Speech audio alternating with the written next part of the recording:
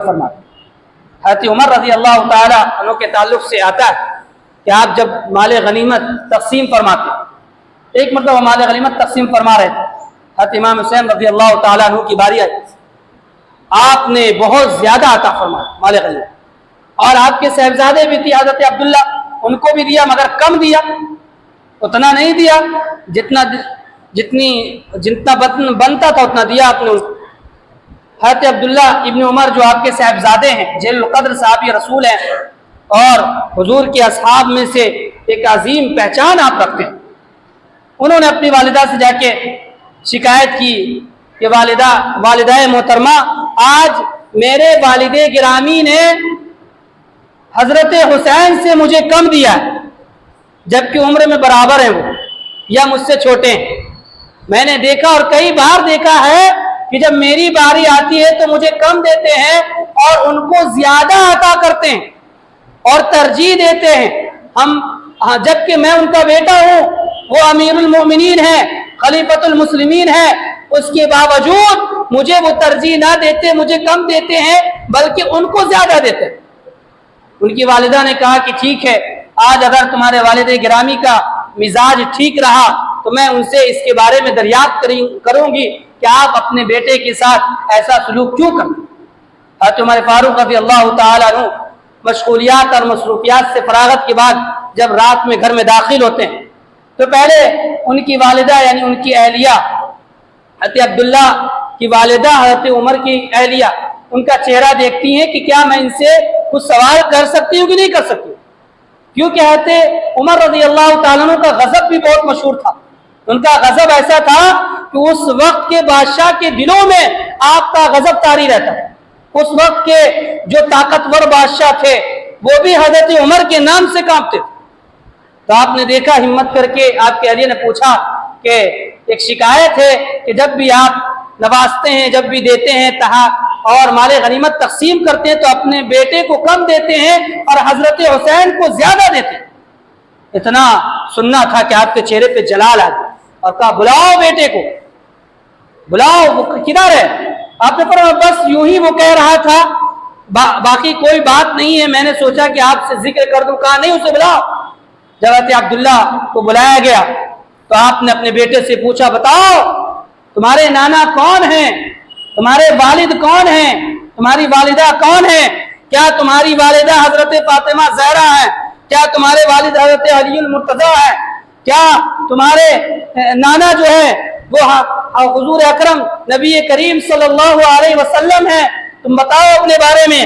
اگر تمہارے والد حضرت علی ہیں اور اگر تمہاری والدہ حضرت فاطمہ الزہرا ہیں، تمہارے نانا مصطفیٰ جان رحمت صلی اللہ علیہ وسلم ہے، تو پھر تم بھی ڈبل لینے کے حقدار۔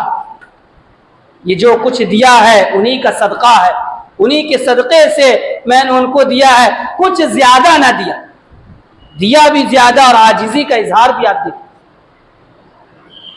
تو حضرت اپنے صاحبزادے کے سامنے یہ مقام دیکھیے، صحابی رسول ہیں، حضور علیہ السلام سے رشتہ بھی ہے، امیر المؤمنین بھی ہیں، خلیفۃ المسلمین بھی ہیں، وہ ذات ہیں حضرت عمر کہ حضور علیہ السلام جن کے بارے میں فرماتے ہیں کہ اگر میرے بعد کوئی نبی ہوتا تو وہ کوئی اور نہیں ہوتا بلکہ حضرت عمر فاروق ہوتا۔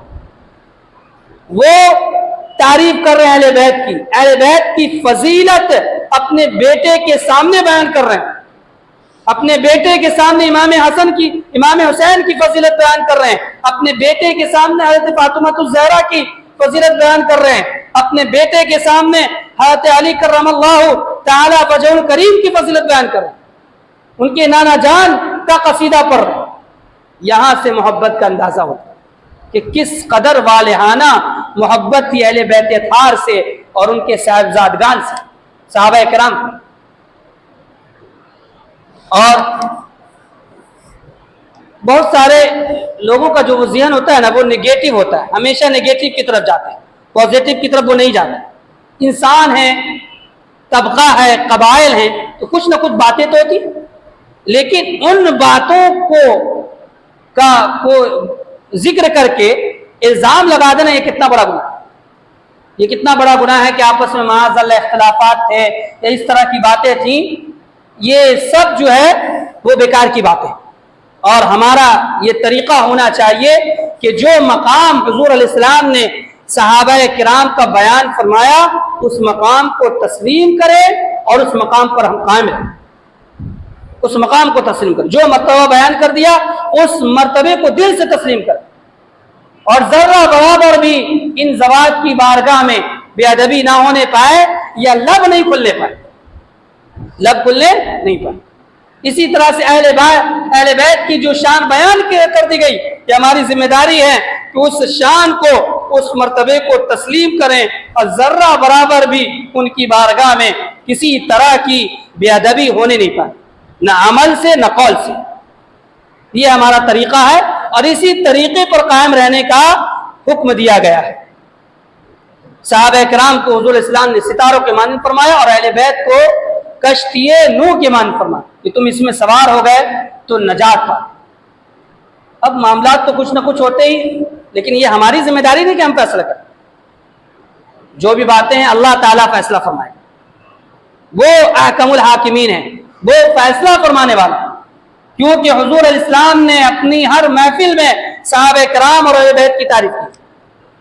حضرت امیر معاویہ رضی اللہ تعالیٰ عنہ کی تعریف کی ہے، حضرت عمر فاروق کی تعریف کی ہے، حضرت ابو بکر کی تعریف کی ہے، حضرت عثمان غنی کی تعریف کی ہے، عشرہ مبشرہ کی تعریف کی ہے، اصحاب بدر کی تعریف کی ہے، جتنے بھی اصحاب سبوں کی تعریف کی ہے. تو جب حضور علیہ السلام تعریف کر رہے ہیں تو پھر ان کی امت میں سے کسی کو کیسے اختیار ہو سکتا ہے کہ وہ کسی کے تعلق سے لب کشائی کرے یا کچھ بول کر اپنے ایمان کو اور اپنے عقیدے کو خراب کرے، گمراہی کا راستہ اپنا.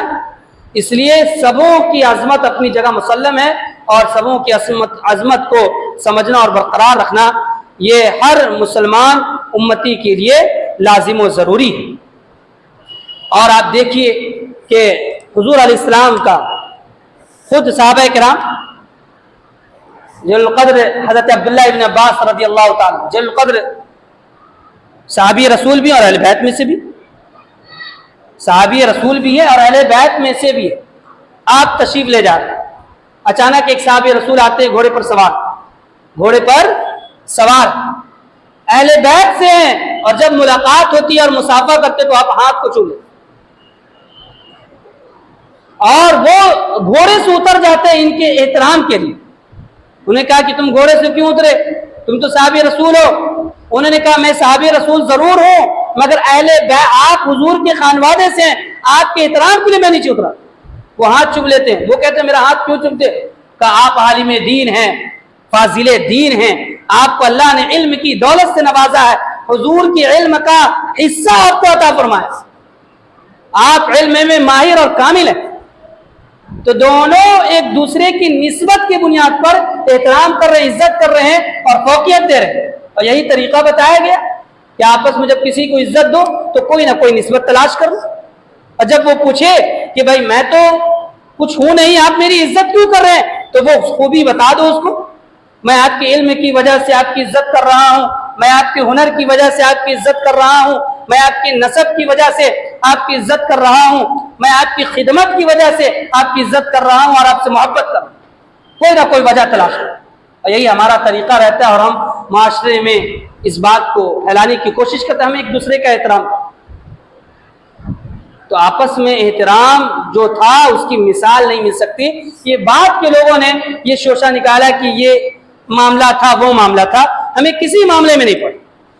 ہمارا یہی موقف ہونا چاہیے کہ جو عظمت ہے صحابہ کرام کی اپنی جگہ مسلم ہے اور جو مرتبہ اہل بیت کا وہ اپنی جگہ مسلم ہے. ہم دونوں کو تسلیم کرتے ہیں اور دونوں کے بغیر ہمیں منزل مقصود تک پہنچنا ناممکن، دونوں کے بغیر. آپ دیکھیے حضور علیہ السلام نے اپنے بغل میں کس کو سلایا؟ حضور علیہ السلام کا روضہ انور دیکھیے. دائیں طرف حضرت ابو بکر صدیق ہیں اور بائیں طرف حضرت عمر فاروق رضی اللہ عنہ.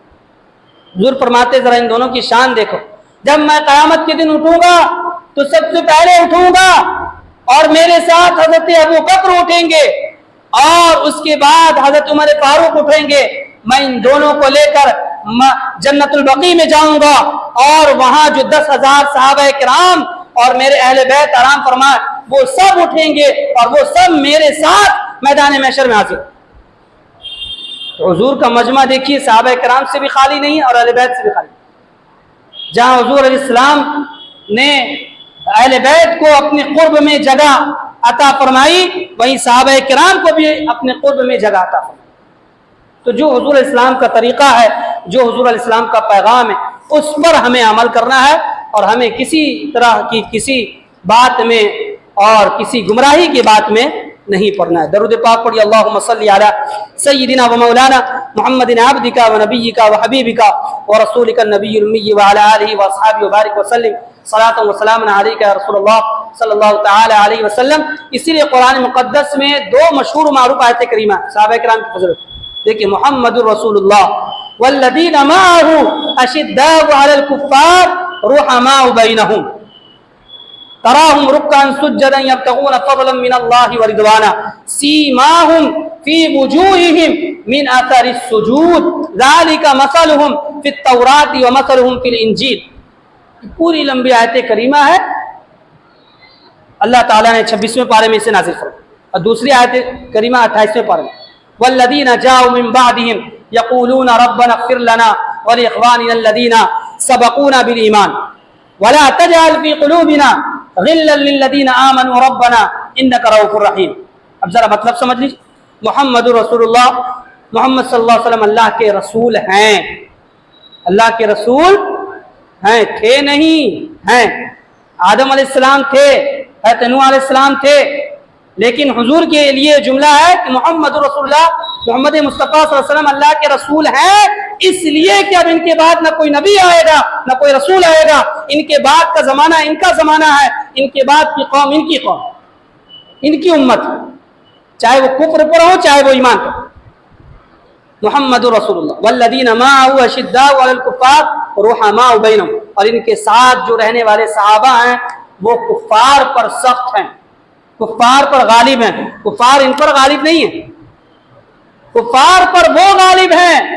اور اشداء والکفار رحماء بینہم، اور آپس میں سبھی ایک دوسرے کے لیے رحم دل اور مہربان۔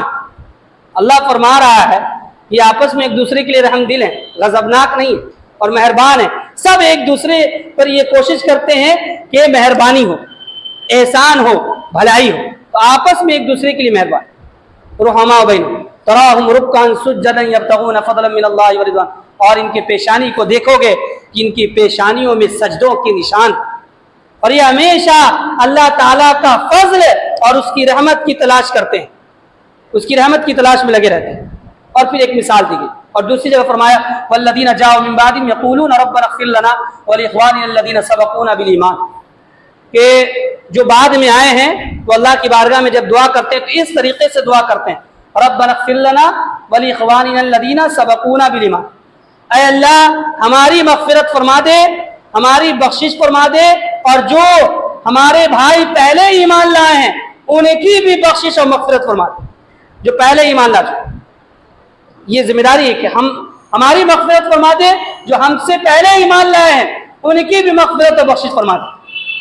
وَلَا تَجْعَلْ فِي قُلُوبِنَا غِلًّا لِلَّذِينَ آمَنُوا رَبَّنَا، اور جو ہم سے پہلے ایمان لا چکے ہیں ان کا کسی طرح کا، ان کے تعلق سے کسی طرح کا کینہ اور قدورت اور غلط فہمی میں ہمارے دل میں مت ڈال۔ وَلَا تَجْعَلْ فِي قُلُوبِنَا، قرآن کیا ہے؟ وَلَا تَجْعَلْ فِي قُلُوبِنَا غِلًّا لِلَّذِينَ آمنوا ربنا انک رؤوف رحیم، اے اللہ ہم تجھ سے یہ دعا کرتے ہیں کہ ہمارے دل میں ہم سے پہلے جو ایمان لا چکے ہیں ان کے تعلق سے ذرہ برابر بھی کینہ یا قدورت یا کسی طرح کی غلط فہمی ہمارے دل میں مت ڈال، اگر ایسا ہوا تو پھر ہم ہلاک ہو جائیں گے، اور تو مہربانی کرنے والا ہے، رحم کرنے والا۔ یہ شان جو ہے بیان ہوئی ہے اور کہا گیا ہے کہ اپنے سینے کو جو پہلے ایمان لا چکے ان کے تعلق سے کہ غلط فہمی سے اور کینے سے ہمیشہ کے لیے محفوظ رکھو۔ اللہ تعالیٰ